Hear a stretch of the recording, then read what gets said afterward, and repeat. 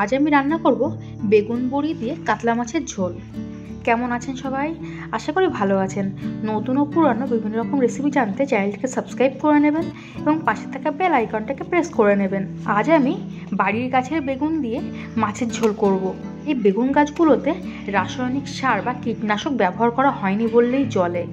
প্রথমেই 4টে কাতলা মাছ নিয়েছি। কাতলা মাছের ডাগার পিসটাই ব্যবহার করেছি।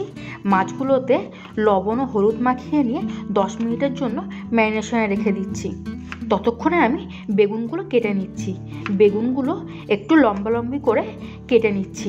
সবকটা বেগুনই একদম ফ্রেশ ছিল, একটাও পোকা লাগেনি। অবশ্য এখনও বেগুন গাছের পোকাগুলো মনে হচ্ছে নিমন্ত্রণ পায়নি, তবে খুব তাড়াতাড়ি মনে হয় নিমন্ত্রণটা পেয়ে যাবে। আলুগুলো লম্বালম্বি করে কেটে নিয়েছি। এবার একটা মিক্সির কন্টেনারে সর্ষে এবং কাঁচা লঙ্কা বেটে নেব। প্রথমেই 1 চামচ সাদা সর্ষে এবং 1 চামচ কালো সর্ষে শুকনো পেস্ট করে নিচ্ছি। এরপর 5টা কাঁচা লঙ্কা, সামান্য একটু জল এবং 1 চিমটি লবণ দিয়ে একটা পেস্ট তৈরি করে নিচ্ছি। এরপর কড়াইটা গরম করে 2 থেকে 3 চামচ সর্ষের তেল দিয়ে বেশ কয়েকটা বড়ি ভেজে তুলে নিচ্ছি। ওই একই কড়াইতে 50 ml সর্ষের তেল দিয়ে দিচ্ছি। তেলটা একটু বেশিই দিচ্ছি, তরকারি রান্নার সময় আর তেল ব্যবহার করব না, এই তেলের মধ্যেই রান্নাটা চাপিয়ে দেবো। মাছগুলো বেশ উল্টে পাল্টে দুপাশ লাল লাল করে ভেজে তুলে নিচ্ছি। মাছগুলো ভাজা হয়ে গেছে, মাছগুলো এখন তুলে নিচ্ছি। ওই তেলের মধ্যেই 1/2 চামচ কালো জিরে ফোড়ন দিয়ে দিচ্ছি। একটু নাড়াচাড়া করে ওই তেলের মধ্যেই আলুগুলো দিয়ে দিচ্ছি। আলুগুলো একটু ভাজা ভাজা করে নেব। এখন দিয়ে দিচ্ছি 1/2 চামচের একটু বেশি লবণ এবং 1/2 চামচ হলুদ গুঁড়ো এবং 1/2 চামচ জিরে গুঁড়ো। আপনারা চাইলে এখানে জিরে বাটাও ব্যবহার করতে পারেন। মিডিয়াম ফ্লেমে 5 মিনিট মতন আলুগুলো ভেজে নিয়ে 1.5 কাপ জল দিয়ে দিচ্ছি।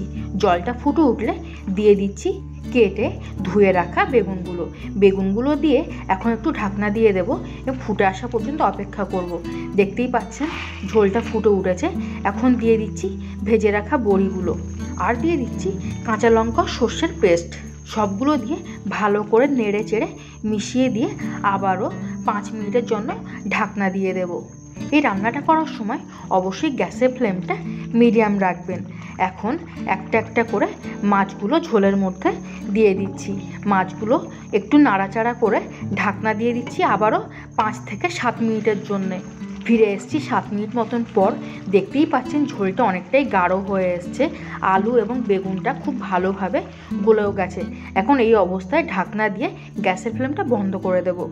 এরপর গরম গরম ভাতের সাথে গরম গরম বেগুন বড়ি মাছের ঝোল পরিবেশন করে নিচ্ছি।